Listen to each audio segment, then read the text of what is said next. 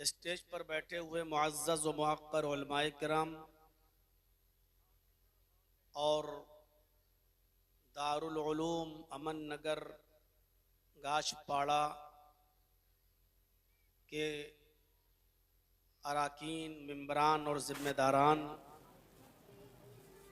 और क़ुर्ब व जवार से अतराफ़ व अकनाफ़ से तशरीफ़ लाए हुए मुअज़्ज़ज़ सामीन हज़रात और इस्लामी ख़वातीन, माँ और बहनों, नौजवानों और अज़ीज़ बच्चों,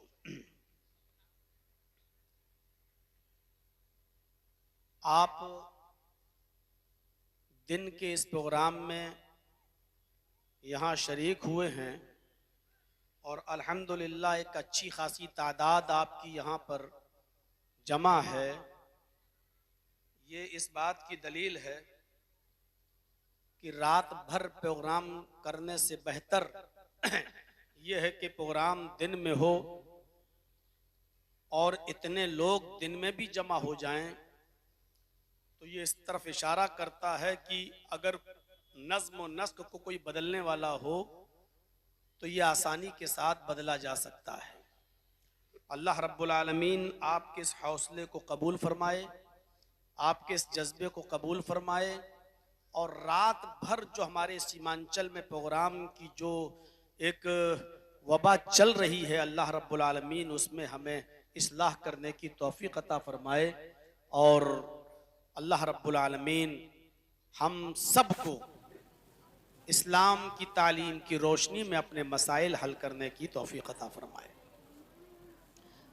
ये दारुल उलूम है अमन नगर, जहाँ आपके बच्चे और बच्चियाँ तालीम हासिल करती हैं और इसमें कोई शक नहीं कि इल्म हमारे लिए बहुत ज़रूरी है। कुरान करीम की जो पहली आयत नाजिल हुई है, अल्लाह रब्बुल आलमीन ने नबी अकरम सल्लल्लाहु अलैहि वसल्लम पर नाजिल फरमाई है, उससे आप अंदाज़ा लगा सकते हैं कि कुरान की वो पहली आयतें जो 5 आयतें नाजिल हुई गारे हिरा में, वो आयतें नमाज के ताल्लुक से नाजिल नहीं हुई, रोजे के ताल्लुक से नाजिल नहीं हुई, हज और ज़कात के ताल्लुक से नाजिल नहीं हुई। कुरान करीम की जो इब्तिदाई 5 आयात का नुज़ूल हुआ और उन नुज़ूल में भी सबसे पहले जो आयत नाजिल हुई वो इल्म से ताल्लुक रखती है। इक़रा बिस्मि रब्बिकल्लज़ी खलक़। ऐ मोहम्मद सल्लल्लाहु अलैहि वसल्लम, पढ़िए उस रब के नाम से जिसने पैदा किया। सबसे पहले जो हुक्म दिया जा रहा है वो तालीम का, वो इल्म हासिल करने का, कि पढ़िए उस रब के नाम से जिसने इंसान को पैदा किया। खलक़ल इंसान मिन अलक़, जिसने इंसान को जमे हुए खून से, गोश्त के लोथड़े से पैदा किया। इक़रा व रब्बुकल अकरमुल्लज़ी अल्लम बिल क़लम। इक़रा व रब्बुकल अकरम, पढ़िए और तेरा रब बहुत करम वाला है। अल्लज़ी अल्लम बिल क़लम, जिसने कलम के जरिए इल्म सिखाया है। और अल्लमल इंसान मा लम यअलम, इंसान को वो सिखाया जो वो नहीं जानता था। कुरान की इब्तिदाई आयात जो नाजिल हो रही हैं वो मेरे भाइयों इल्म से ताल्लुक रखती हैं। इससे इल्म की अहमियत का अंदाजा हो जाएगा। नबी अकरम सल्लल्लाहु अलैहि वसल्लम ने भी फरमाया, तलबुल इल्मी फरीज़तुन अला कुल्लि मुस्लिम, इल्म दीन का हासिल करना हर मुसलमान पर फर्ज है। ये फर्ज किफाया नहीं, 2-4 लोगों ने पढ़ लिया और सबके जिम्मे से साकित हो गया, नहीं। हुसूल इल्म ऐसे ही फर्ज है हर मुसलमान पर, जिस तरह नमाज फर्ज है हर मुसलमान पर, जिस तरह रोजा फर्ज है हर मुसलमान पर, जिस तरह ज़कात फर्ज है हर साहिब इस्तिताअत पर, जिस तरह हज फर्ज है हर साहिब इस्तिताअत पर, उसी तरीके से इल्म का हासिल करना ये फर्ज है हर मुसलमान पर, ख्वाह वो लड़का हो या लड़की, मर्द हो या औरत, हुसूल इल्म फर्ज। हाँ, ये अलग बात है उलूम में अफजल और बेहतर इल्म है इल्म दीन। लेकिन यह मतलब नहीं है कि दूसरे उलूम को हासिल नहीं करना चाहिए। हम इंग्लिश, हम मैथ, हम साइंस, हम बायो, हम केमिस्ट्री, हम फिजिक्स, ये किताबें ना पढ़ें, ये मतलब नहीं है। बेहतर इल्म और अफजल इल्म यह है कि हम इल्म दीन हासिल करें, कुरान का इल्म हासिल करें। लेकिन जो शख्स भी कुरान का इल्म हासिल करेगा उसको दुनियावी इल्म की जरूरत ऑटोमेटिकली पड़ेगी। बगैर दुनियावी इल्म के वो कुरान का इल्म भी हासिल नहीं कर सकता। लाजिम व मलजूम है। जैसे मोबाइल के लिए सिम जरूरी है और सिम के लिए मोबाइल जरूरी है। मोबाइल अगर आपके पास है और सिम नहीं है तो बात नहीं होगी। आपके पास सिम है और मोबाइल नहीं है तब भी बेकार है, गुफ्तगू नहीं होगी। इसी तरीके से मेरे भाइयों, इल्म दीन का हासिल करने वाला इल्म दुनिया को जरूर हासिल करेगा, क्योंकि ये दोनों लाजिम व मलजूम है। वरना इल्म दीन आप हासिल कर ही नहीं पाएंगे और कर लेंगे तो समझ ही नहीं पाएंगे। आप मुझे बताइए, ज़कात आप कैसे अदा करेंगे? कुरान में आया अकीमुस्सलाह व आतुज़ ज़का, और अल्लाह के नबी सल्लल्लाहु अलैहि वसल्लम ने उसकी तशरीह की है कि आपको नकद रकम है आपके पास और ज़कात के आप हकदार हैं तो आप पर 2.5% ज़कात है। 100 रुपए में 2.5 रुपए, 40 रुपए में 1 रुपया। अब आप फैसला करो, 1 लाख रुपए की ज़कात आप 2,500 देंगे, 10 लाख रुपए की ज़कात आप कैसे देंगे? 20 लाख रुपए की ज़कात आप कैसे देंगे? आपके पास 5 तोले 5 भरी सोना है और आपके पास 5 भरी सोने का पैसा भी मौजूद है, रकम है, और उसके आप मालिक हैं और उसके ऊपर 1 साल गुजर चुकी है। तो आप दोनों को कैलकुलेट कैसे करेंगे? जब तक आप मैथ नहीं पढ़ेंगे, जब तक आप मैथ नहीं पढ़ेंगे तब तक हिसाब किताब आप कैसे निकालेंगे? इसलिए जो इल्म दीन हासिल करेगा उसके लिए जरूरी है कि वो दुनियावी इल्म भी हासिल करे। इल्म दीन को बगैर दुनियावी इल्म के हासिल किए हुए नहीं सीखा जा सकता और समझा जा सकता है। आप मुझे बताइए, बाप मर गया, उसकी विरासत तकसीम होना है। बेटे का इतना हक, बेटी का इतना हक। जो बाप मर गया उसकी बहन जिंदा है, उसका हक। बाप मर गया उसकी बीवी यानी मां मौजूद है, उसका हक। किसी का 1/2, किसी का 1/4, किसी का 1/6, किसी का 1/8। आप गौर करें, ये सारी वरासतें बटों में तकसीम हो रही हैं। आप इल्मुल फराइज पढ़ेंगे, मीरास वरासत कैसे तकसीम की जाए। जब आप इसका इल्म हासिल करेंगे तो आपको दुनियावी इल्म हासिल करना ही पड़ेगा। बगैर दुनियावी इल्म हासिल किए हुए आप वरासत कैसे तकसीम कर सकते हैं? बाप ने छोड़ा तो उसकी वरासत कैसे तकसीम होगी? 1/2 कितना हुआ, 1/4 कितना हुआ, उसको स्क्वायर फिट में तकसीम किया जाए तो कितना हुआ? तो जब तक आप इल्म दुनिया हासिल नहीं करेंगे तब तक आप इल्म दीन को भी आप सही तरीके से समझ नहीं पाएंगे। और आज कुरान का इल्म वो लोग ज्यादा बेहतर अच्छी तरीके से समझते हैं जो दुनियावी इल्म हासिल किए हुए हैं। भोपाल में एक डॉक्टर है जिसका नाम, पुराना नाम डॉक्टर शिव शक्ति स्वरूप था। उसने कुरान पढ़ा और कुरान पढ़ने के बाद वो इस्लाम ले आया और आज उसका नाम इस्लामुल हक हो गया। उसकी बीवी का नाम खदीजा है और उसकी बेटी का नाम आयशा है। वो डॉक्टर MBBS MS है, सर्जन है। उसकी बीवी भी पढ़ी लिखी है, उसकी बेटी भी आयशा नाम की, उसने भी MBBS कर रखा है, अब सर्जनी MS कर रही है, वो भी सर्जन बन रही है। और वो भी आज स्कूल में, कॉलेज में जाती है तो नकाब पहनकर जाती है, चेहरा छिपा कर जाती है, हाथों में ग्लव्स और पैरों में सॉक्स होते हैं। हमारी तो बच्चियां और हमारी तो बेटियां मदरसों में पढ़ने के बावजूद आज मार्केटों में घूमती हुई नजर आएंगी। हमारे यहाँ तो पर्दा नाम का है मात्र, वरना पर्दे की आड़ में सारी बुराइयां आज पर्दे के आड़ में भी हो रही हैं। वो MBBS करने वाली डॉक्टर, वो MS करने वाली लड़की आज भी पर्दे में जाती है और इतने लोगों के बीच में आज भी वो नकाब लगा कर बैठती है। हजारों ताने सुनने के बावजूद भी कोर्ट ने उसको परमिशन दी है कि ये उसकी स्वतंत्रता है, उसकी आजादी है। वो जो ड्रेस में, जो लिबास में, जिस नकाब में आना चाहे वो आ सकती है। आप उसकी आजादी नहीं छीन सकते हैं। उसने केस लड़कर, मुकदमा लड़कर मेरे भाइयों ये हक हासिल किया है और नकाब लगाकर वो पर्दे में आज भी पढ़ने के लिए जा रही है। कुरान पढ़ा उस डॉक्टर ने, लक़द ख़लक़नल इंसान मिन सुलालतिन मिन तीन, हमने इंसान को मिट्टी के सत से पैदा किया, हमने इंसान को मिट्टी के खुलासे से पैदा किया। सुम्मा जअलनाहु नुत्फतन फी क़रारिन मकीन, फिर हमने इस नुत्फे को एक मजबूत ठिकाने में पहुंचा दिया। डॉक्टर ये पढ़ता है और कहता है कि 1400 साल पहले मोहम्मद को ये बातें किसने बताई? एक मजबूत ठिकाने पे पहुंचा दिया।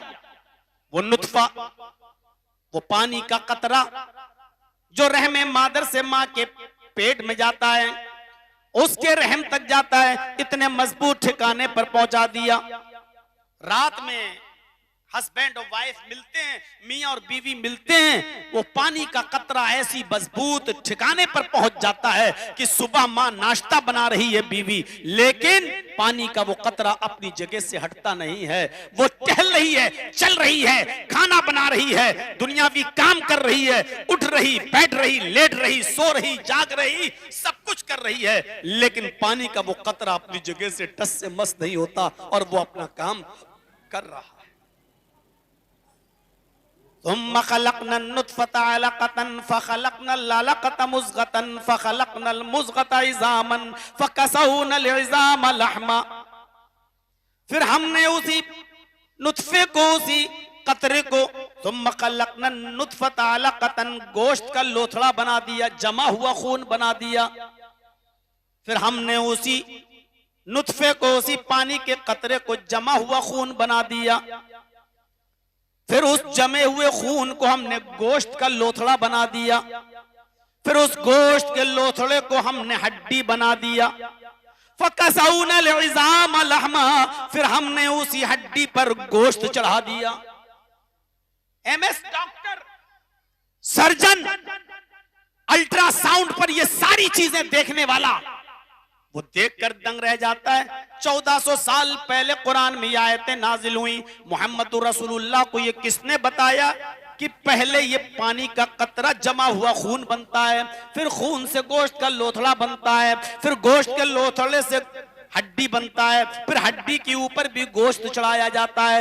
ये 1400 साल के बाद साइंस ने आज तरक्की की है, हमें ये आज पता चला है। 1400 साल पहले मोहम्मद पर नाजिल होने वाली ये किताब, इस कुरान का नाजिल करने वाला ये बतला रहा है। इसका मतलब ये है कि ये अल्लाह तबारक व तआला की तरफ से नाजिल की हुई किताब है। उसने कुरान को साइंस की रोशनी में समझा, इस्लाम ले आया। आज मेरे भाइयों, कुरान को वो लोग ज्यादा अच्छी तरीके से समझ रहे हैं जो साइंस पढ़ रहे हैं। आज कुरान को वो लोग ज्यादा अच्छी तरीके से समझ रहे हैं जो मैथ पढ़ रहे हैं। कुरान को वो ज्यादा अच्छी तरीके से समझ रहे हैं जो फिजिक्स और केमिस्ट्री पढ़ रहे हैं, क्योंकि कुरान में ये सारे उलूम मौजूद हैं, सारे उलूम मौजूद हैं। इसलिए इल्म दीन के साथ साथ आप इल्म दुनिया भी हासिल करें, वरना हाथ कट जाएंगे, कहीं के नहीं रह जाएंगे। इज़ा समाउन फतरत, जब आसमान फट जाएगा। आज साइंस भी कहती है कि एक दिन आसमान फटेगा।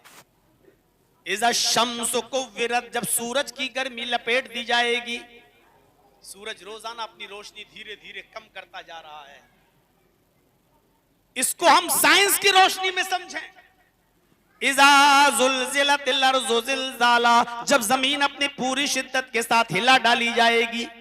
आज साइंस भी मानती है कि एक दिन वो लावा जो जमीन के अंदर फैल रहा है, जब पूरी दुनिया में फैल जाएगा और जब बाल्टी में पानी भर जाए और नल बंद न किया जाए तो पानी बाहर आने लगता है, ऐसे ही जब ये लावा पूरी दुनिया में जमीन के अंदर फैल जाएगा और लावा बढ़ता रहेगा तो एक दिन ये लावा जमीन को फाड़ कर बाहर निकलेगा, और जब ये लावा जमीन को फाड़ के बाहर निकलेगा तो जमीन में जलजला होगा, भूकंप आएगा, और वो भूकंप बहुत शदीद होगा, पूरी दुनिया में उसके झटके महसूस किए जाएंगे। उसी को कुरान ने कहा इज़ा ज़ुलज़िलतिल अर्ज़ु ज़िलज़ालहा, जब जमीन अपनी पूरी शिद्दत के साथ हिला डाली जाएगी, जब जमीन अपनी पूरी शिद्दत के साथ इस जमीन के अंदर भूकंप आ जाएगा, वो अखरजतिल अर्ज़ु अस्क़ालहा, और ये जमीन अपने अंदर के सारे खजानों को निकाल कर बाहर फेंक देगी। वक़ालल इंसानु मा लहा, जमीन की हालत देखकर इंसान कहेगा कि जमीन को क्या हो गया। अन्ना रब्बका वहालहा, और ये सब तेरे रब के हुक्म से हो रहा होगा। मेरे भाइयों तसव्वुर करो, कुरान की आयत को साइंस की रोशनी में समझने की जरूरत है। जैसे वो डॉक्टर समझा, नहीं समझा जा सकता है कुरान को बगैर दुनियावी इल्म के, इसलिए कुरान को भी हाथ पढ़िए और दुनियावी इल्म भी हासिल कीजिए। दुनियावी इल्म भी, और दुनियावी इल्म को जब आप पढ़ेंगे, देखिए आज से 1400 साल पहले कहा गया था ना, अल्लाह के नबी ने कहा मुर्दे इंसान मरने के बाद दोबारा जिंदा होगा, तो लोग मजाक उड़ाते थे, वाह हड्डियां सड़ जाएंगी, गल जाएंगी, इंसान दोबारा जिंदा होगा। स्वामी दयानंद सरस्वती ने तो सत्यार्थ प्रकाश में बाकायदा ऐतराज किया है, हम लोग समंदर में डाल दिए जाते हैं, बहा दिए जाते हैं, इंसानों की लाशें जानवरों की लाशों के साथ मिल जाती हैं, अल्लाह ताला हर एक लाश को कैसे अलग करेगा, इंसानों को कैसे अलग करेगा, जानवरों को कैसे अलग करेगा। ये एक डिफिकल्ट क्वेश्चन था, दिमाग को झंझोड़ता था, लेकिन आज रेडियो की इजाद बतला रही है। जरजीत साहब यहाँ बोल रहे हैं, मेरी भी आवाज, मुझसे पहले हुमायूं कबीर भी बोल रहे थे, उनकी भी आवाज। ये वो हुमायूं कबीर नहीं है जो बाबरी मस्जिद बनवा रहा है, उसकी तरफ दिमाग मत ले जाइएगा, वो तो शैतान है नंबर 1 का, तो पाखंडी है, वो तो एजेंट है, वो तो दलाल है। मेरे भाइयों जरा गौर कीजिएगा बात को, हमारी आवाज, ये जलसा मेरा हो रहा है, तकरीर मेरी हो रही है, ये चीख रही है, इनकी भी आवाजें जा रही हैं, मेले ठेलों की भी आवाजें जा रही हैं, आवाज, ट्रेनों की आवाज, ये जनरेटर चल रहा है इसकी भी आवाज, जानवरों की भी आवाज, भैंसों की, गायों की भी आवाज। गौर कर रहे हैं इस फिजा में कितनी आवाजें तैर रही हैं जो खल्त मल्त हो चुकी हैं, लेकिन रेडियो में लगा हुआ चुंबक, रेडियो में लगा हुआ मकनातीस जिसकी आवाज को खींचना चाहता है, वही आवाज रेडियो की चुंबक में आ जाती है, तमाम आवाजों से दामन बचाते हुए। और आप सुन लेते हैं, आज आकाशवाणी पटना से माननीय नीतीश कुमार जी बोल रहे थे, आज आकाशवाणी फला से मोदी जी बोल रहे थे, मोदी जी की आवाज, नीतीश जी की आवाज, शायर की आवाज, मौलाना की आवाज, रेडियो का चुंबक जिसकी आवाज को लेना चाहता, वो आवाज तमाम आवाजों से दामन बचाते हुए रेडियो में आ जाती है और आप उसी आवाज को सुन भी लेते हैं। तो क्या अल्लाह के पास ऐसी कोई मशीन नहीं होगी कि कयामत के दिन मखलूत हड्डियों में से इंसानों की हड्डियां अलग कर दे, जानवरों की हड्डियां अलग कर दे और इंसानों को दोबारा उठा दे और कहे ये तुम्हारी हड्डियां हैं, आए इंसान उठ, और वो दोबारा उठ जाए, कहे कुन और वो दोबारा जिंदा हो जाए। क्या अल्लाह के पास ऐसा कोई आला और अल्लाह के पास ऐसी कोई मशीन नहीं होगी? फमन यअमल मिस्काल ज़र्रतिन खैरन यरा, जर्रा बराबर नेकी करोगे तो उसको भी देख लोगे, जर्रा बराबर बुराई करोगे तो उसको भी देख लोगे। फअम्मा मन सकुलत मवाज़ीनुहु, नेकियां और बुराइयां तौली जाएंगी, जिसकी नेकियों का पल्ला भारी हो गया वो जन्नत के अंदर जाएगा, वो जन्नती है, और जिसकी बुराइयों का पल्ला भारी हो गया उसका ठिकाना जहन्नम है, वो जहन्नम में जाएगा। इसका मतलब नेकियां तौली जाएंगी और बुराइयां भी तौली जाएंगी। किस तराजू पर? कुरान की इस आयत को समझने के लिए साइंस का सहारा आपको लेना पड़ेगा। तराजू नेकियां दिखाई तो देती नहीं, बुराइयां दिखाई तो देती नहीं, फिर किस तराजू पे तौली जाएगी? साइंस का सहारा आपको लेना पड़ेगा। साइंस बताती है कि गर्मी का भी वजन आ रहा है, सर्दी का भी वजन हो रहा है। आप जितनी लाइट खर्च करते हैं उस लाइट का भी वजन आता है। आप जितना पंखा और एसी चलाते हैं महीने में उसकी रीडिंग, उसका बिल, उसका वजन आ जाता है कि आपने इतना करंट खर्च किया, आपने इतनी बिजली खर्च की है। आज सर्दी कितनी पड़ी उसका वजन रोजाना आपके मोबाइल पर आ जाता है। वेदर में जाइए, बताते था आज किशनगंज के अंदर सर्दी का वजन ये रहा है, गर्मी इतनी डिग्री सेल्सियस पड़ी। आज गर्मी का वजन आ जाता है, सर्दी का वजन आ जाता है, करंट बिजली का वजन आ जाता है।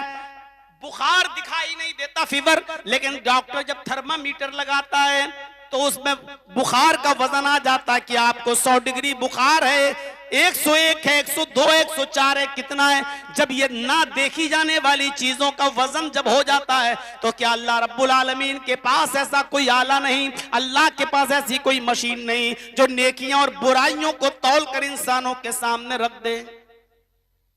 इतनी नेकियां आपकी, इतनी बुराइयां की।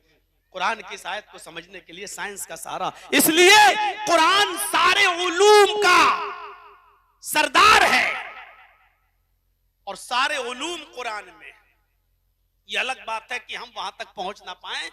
कुरान में बायो भी है, कुरान में केमिस्ट्री भी है, कुरान में फिजिक्स भी है, कुरान में मैथ भी है। ये अलग बात है कि हम वहां तक हमारी अकल पहुंच नहीं पाती है, ये अलग बात है। अगर हम गौर करें तो कुरान ने साफ तौर पे कह दिया, सख्खरा लकुम मा फिस समावाति व मा फिल अर्ज़, दुनिया और आसमान की सारी चीजें हमने तुम्हारे ताबे कर दी हैं, हमने तुम्हारे पैरों, तुम्हारे कदमों पे डाल दिया है, तुम इनको इस्तेमाल करो। कुरान की इस आयत पर यकीन करते हुए साइंटिस्टों ने जब तहकीक की कि दुनिया और की सारी चीजों को अल्लाह ने हमारे लिए मुसक्कर कर दिया, तो वो चांद तक पहुंच गए, चांद तक पहुंच गए, चांद से भी ऊपर निकल गए, सूरज तक पहुंचने का सपना देख रहे हैं। बास कंट्रीज ने तो अपना झंडा चांद पर गाड़ दिया। एक दो कंट्री तो ऐसी हैं जो चांद पर अपनी जमीन भी बेचना शुरू कर दी है फ्यूचर में। अब उस वक्त जब लोग चांद पे पहुंच जाएं तब आप मौलाना जर्जीस जैसे लोगों से सवाल करना कि मौलाना साहब हदीस में तो आया है चांद देखकर रोजा रखो और चांद देखकर ईद मनाओ। अब जो लोग चांद ही पर रह रहे हैं तो वो क्या देखकर रोजा रखेंगे और क्या देखकर ईद मनाएंगे? तब सवाल करना मेरे भाइयों, और इंशाअल्लाह कुरान और हदीस की रोशनी में जर्जीस आपको उस वक्त उसके हिसाब से भी जवाब देगा, क्योंकि कुरान सारे उलूम का सरचश्मा है।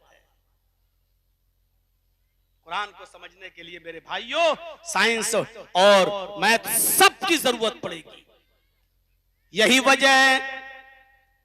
वजह है कि कुरान सारे सवालों का जवाब देता है, दुनिया की कोई किताब वो जवाब नहीं देती।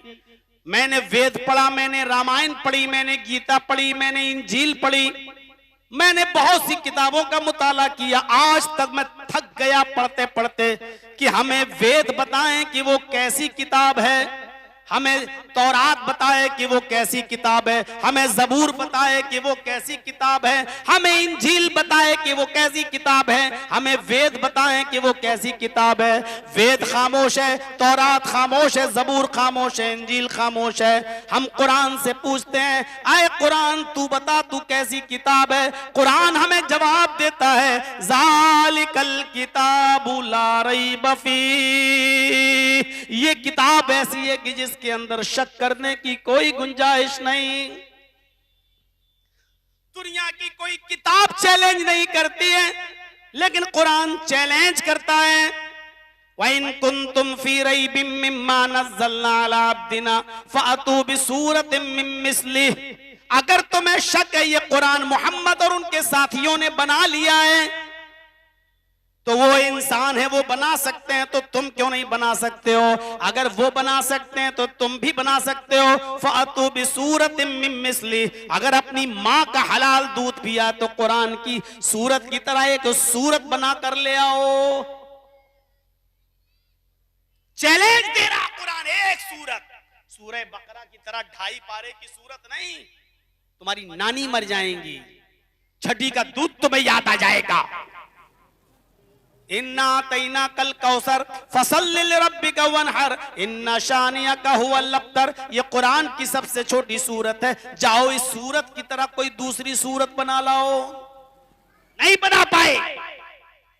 आज भी इजराइल में चले जाओ, यही इजराइल नेतन्याहू वाला, आज भी वहां के यहूदी अरबी बोलते हैं, आज भी अरबी बोलते हैं। आज भी सीरिया में यहूदी हैं, आज भी दमिश्क में यहूदी हैं, आज भी अजरबैजान में यहूदी हैं, ईसाई भी हैं। अरब कंट्रीज के अंदर आज भी ईसाइयों और यहूदियों की अच्छी खासी तादाद मौजूद है, अरबी बोलने वालों की तादाद मौजूद है। लेकिन वो अरबी बोलने वाले यहूदी, वो अरबी बोलने वाले ईसाई आज तक कुरान की इस आयत के चैलेंज को कबूल नहीं कर सके और छोटी से छोटी सूरत की तरह कोई दूसरी सूरत नहीं बना पाए। आज आप दूसरी किताबों से पूछो का एक किताबों किन लोगों के लिए उतरी हो, तौरात खामोश, इंजील खामोश, बाइबल खामोश, वेद भी खामोश। आप कुरान से पूछो कि कुरान तू किन लोगों के लिए आया है, कुरान जवाब देगा हुदल लिल मुत्तकीन, मुझे मुत्तकियों के लिए, अल्लाह से डरने वालों के लिए हिदायत बनाकर भेजा गया है। दूसरी जगह कुरान कहेगा हुदल लिन्नासी व बय्यिनातिम मिनल हुदा, दुनिया की तमाम इंसानियत के लिए अल्लाह ने मुझे हिदायत बनाकर भेजा। कुरान जवाब देगा दुनिया की सारी किताबें खामोश। दुनिया की और सारी किताबों से पूछो क्या एक किताबों, अय तौरात बता तू किस महीने में आई, अय जबूर बता तू किस महीने में नाजिल हुई, अय इंजील तू बता कि तू किस महीने में उतरी, अय वेद, अय ऋग्वेद, यजुर्वेद, अथर्ववेद, सामवेद, तुम बताओ किस महीने में उतरे हो, किस महीने में तुम्हें लाया गया है। सारी किताबें खामोश, तौरात जवाब न देगी, वेद जवाब न देगा, इंजील खामोश नजर आएगी। कुरान से पूछो आए कुरान तुझे किस महीने में नाजिल किया गया, कुरान जवाब देता हुआ नजर आएगा। शहरु रमजान अल्लज़ी उन्ज़िला फीहिल कुरान, रमजान का महीना वो बाबरकत महीना है जिस महीने के अंदर कुरान नाजिल, जिस महीने में कुरान उतरा। रमजान का महीना वो बाबरकत महीना जिस महीने में कुरान नाजिल किया गया है। कुरान 2 कदम आगे बढ़कर जवाब देगा हम रमजान के महीने में भी नाजिल हुए और रमजान के महीने में दिन में नाजिल हुए या रात में, उसका भी जवाब देता हुआ नजर आएगा। इन्ना अंज़लनाहु फी लैलतिल क़द्र, हमने इस कुरान करीम को रमजान की ताक रातों में से किसी ताक रात में शबे कद्र के अंदर हमने नाजिल किया। ये कुरान के जवाब हैं। वेद को लाने वाला नबी कौन है, खुद हिंदू भाइयों को नहीं मालूम। पूछो कि राम की जिंदगी किस किताब में मिलेगी, कहेंगे रामायण में। पूछो कृष्ण जी की जिंदगी किस किताब में मिलेगी, कहेंगे गीता में। पूछो फिर तुम्हारी आसमानी किताबें कौन है, वो कहेंगे वेद। पूछो वेद कौन नबी लेकर आया, कहेंगे नहीं मालूम। ईसाइयों को मालूम है इंजील ईसा लेकर आए, यहूदियों को मालूम है तौरात मूसा लेकर आए, मुसलमानों को मालूम है कुरान मोहम्मद पर उतरा, लेकिन हिंदू भाइयों को नहीं मालूम कि वेद किस पर उतरा है। सारी किताबें वेद वगैरह खामोश। कुरान से पूछो तू किस नबी पर उतरा, तुझे लाने वाला नबी कौन, कुरान जवाब देगा। ये हम कह रहे हैं, ईसाई कहते हैं कि इंजील ईसा पे उतरी, लेकिन इंजील में जवाब नहीं मिलेगा। पूरी इंजील में ढूंढ लो इंजील किस पर नाजिल हुई, इंजील खामोश। तौरात में पूछ लो तौरात तुझे लाने वाला नबी कौन, तौरात खामोश। जबूर से पूछ लो तुझे लाने वाला नबी कौन, जबूर खामोश। कुरान वेद से पूछ लो कि वेद बता तुझे लाने वाला नबी कौन, वेद खामोश। कुरान से पूछो, कुरान तुझे लाने वाला नबी कौन? कुरान जवाब देगा नुज़्ज़िला अला मोहम्मद, ये कुरान मोहम्मदुर रसूलुल्लाह के क़ल्ब अथर पर नाजिल किया गया है, मोहम्मदुर रसूलुल्लाह पर उतारा गया है। ये कुरान जवाब देता हुआ नजर आएगा। और इसीलिए कुरान की वजह से हैसियतें और तब्दीलियां हो गई, हैसियतें बदल गई, मकाम बदल गए। मक्का में क्या नहीं होता था, सारी बुराइयों की जड़ थी मक्का। कुरान के आने से पहले जुआ वहां खेला जाता था, शराब वहां पी जाती थी, जिनाकारी वहां आम थी, जुए में लोग अपनी बीवियां भी हार जाते थे, अपनी बेटियां भी हार जाते थे। शराब का हाल यह था कि पैदा होते ही बच्चे को सबसे पहले शराब के कतरे उसके मुंह में डाले जाते थे। जहालत आम थी। कुरान के आने से पहले मक्का को उम्मुल खबाइस कहा जाता था, तमाम बुराइयों की मां। लेकिन जब कुरान मक्के में नाजिल हुआ मोहम्मदुर रसूलुल्लाह पर, तो कुरान की बरकत से अल्लाह रब्बुल आलमीन ने उसी मक्के को उम्मुल कुरा बना दिया, तमाम बस्तियों की मां। जो उम्मुल खबाइस था वो तमाम बस्तियों की मां बन गया। आज भी उस पर इतना अमन, इतना सुकून है कि आपका अगर 20 रियाल भी जमीन पर गिर जाए तो कोई उठाने वाला नहीं होगा, और उठा ले तो मेरे भाइयों उसको संदूक में डालना पड़ता है।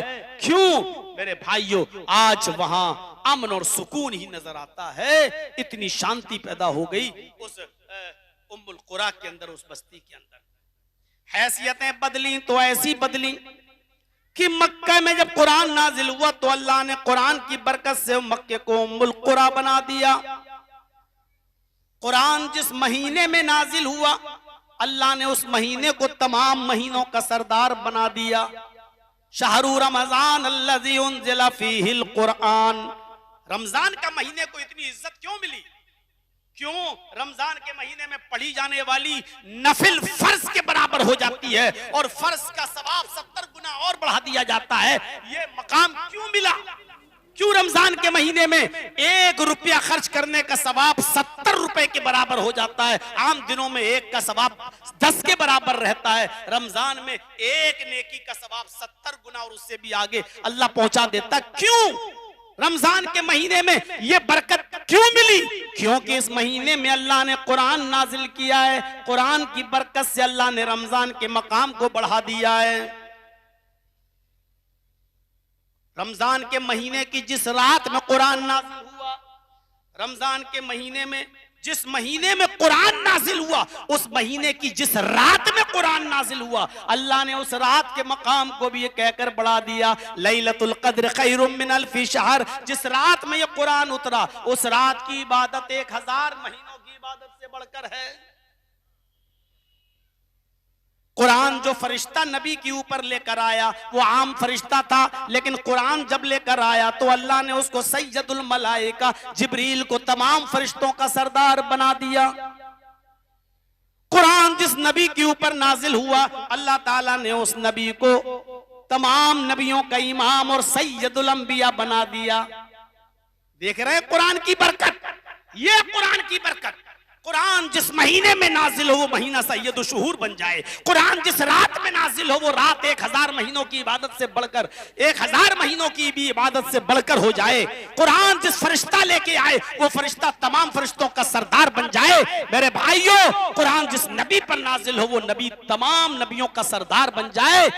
ये कुरान की तालीम हासिल होती है इन इदारों में मेरे भाइयों। इसलिए कुरान जो पढ़ता है पढ़ाता वो दुनिया का सबसे अच्छा इंसान। खैरुकुम मन तअल्लमल कुरान व अल्लमा, दुनिया में सबसे बेहतर लोग वो हैं जो कुरान को सीखते हैं और जो दूसरों को सिखाते हैं। सीखने वाला भी सबसे अफजल और सिखाने वाला भी सबसे अफजल।